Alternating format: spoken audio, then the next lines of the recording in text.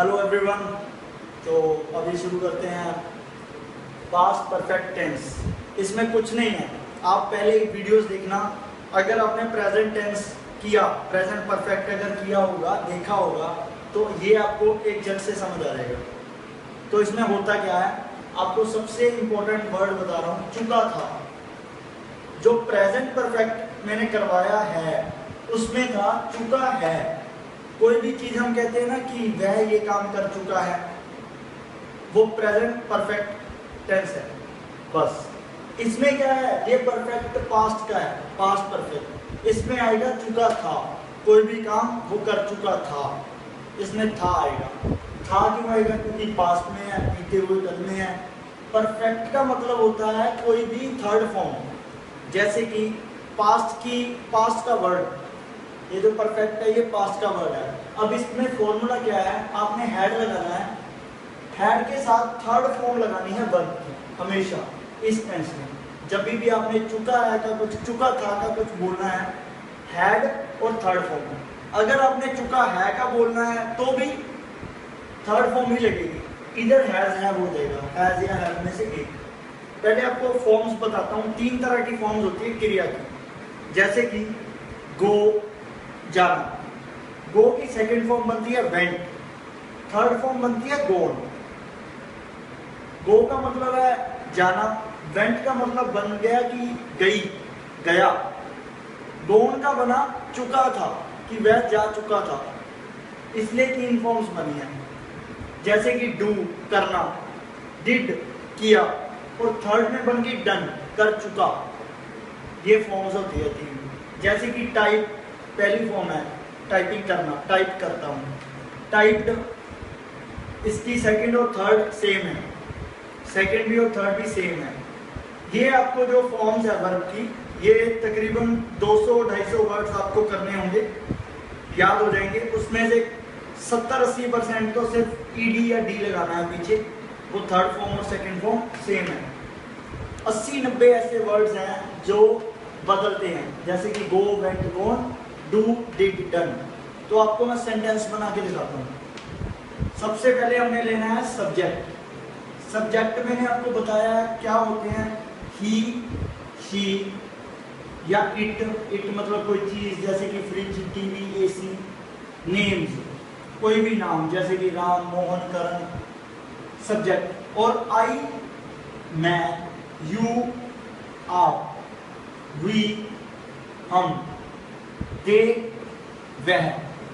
अब ही, शी भी वह है, दे भी वह है, लेकिन इसमें डिफरेंस क्या है, ही या शी एक ही बंदा होगा, एक ही इंसान होगा।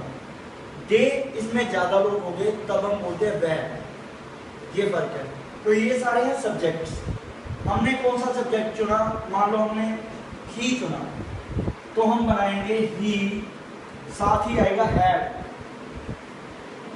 वह अपना काम, या लगाइए वह काम कर चुका था, he had done the work। इसका मतलब है वह काम कर चुका था।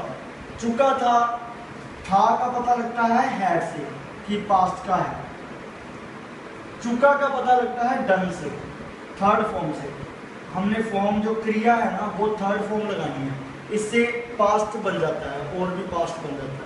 ये एक एनर्जी लगा लो कि पहले स्टार्टिंग में, ये सेकंड में, थर्ड में पूरा कंप्लीटली पास्ट का होना। He had done the work, इसका नेगेटिव बनाओ, नेगेटिव आएगा he had not done the work. इसका क्वेश्चन वाला बनाना हो, कभी भी क्वेश्चन वाला बनाना हो, उससे पहले आप सिंपल सेंटेंस बना के देखिए। इसका क्वेश्चन आएगा, क्या वह काम खत्म कर चुका था। इसका क्वेश्चन अगर बनाना नहीं आ रहा तो पहले इसका सिंपल बनाएंगे, वह काम कर चुका था, तो उससे आपको आइडिया लग जाएगा he had done the work. इससे ही हम क्वेश्चन वाला बनाएंगे। ये हैड जो है वो पहले आ जाएगा, had he done the work, और साथ में क्वेश्चन मार्क। सिर्फ इतनी सी बात है। हर एक लैंग्वेज में 3 तरह की बातें होती है। सिंपल, जैसे वह काम उसने काम खत्म कर वो काम खत्म कर चुका था। सेकंड, वो काम खत्म नहीं कर चुका था। थर्ड, क्या वह काम खत्म कर चुका था। 3 तरह की बातें होती हैं और कोई नहीं, 3 तरह की बातें आप याद रखें। इसको बोलते हैं अफर्मेटिव, नेगेटिव और इंटरोगेटिव। तो सबसे पहले बस आपने सब्जेक्ट चुनना है। तो आप ये चुनिए राम, जैसे मैंने राम कोई नाम यूज किया, ये सब्जेक्ट है।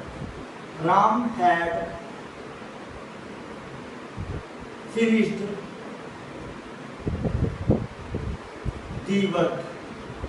इसका नेगेटिव बिल्कुल आसानी से बन जाएगा, Ram had not finished the work. इसका क्वेश्चन वाला कैसे बनेगा?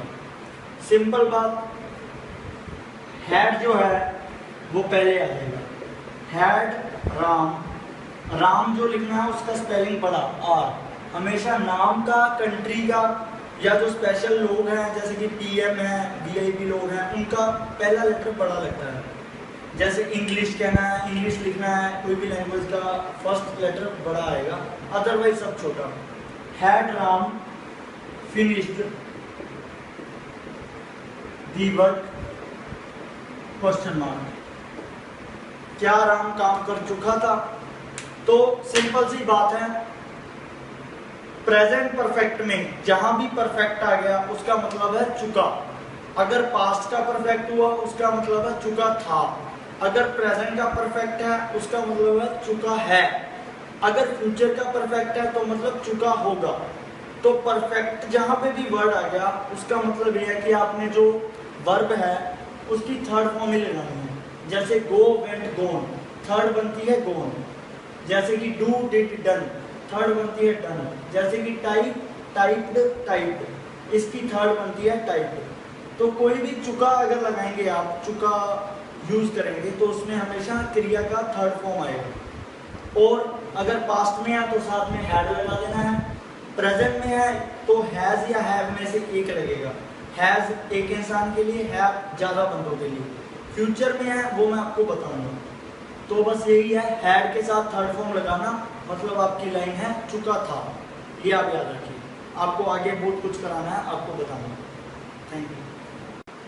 Please like the video, share the video, subscribe the channel, and if anyone wants to learn English or give IELTS exam, they can join me on WhatsApp, and my WhatsApp number is 9041960726. Thank you very much.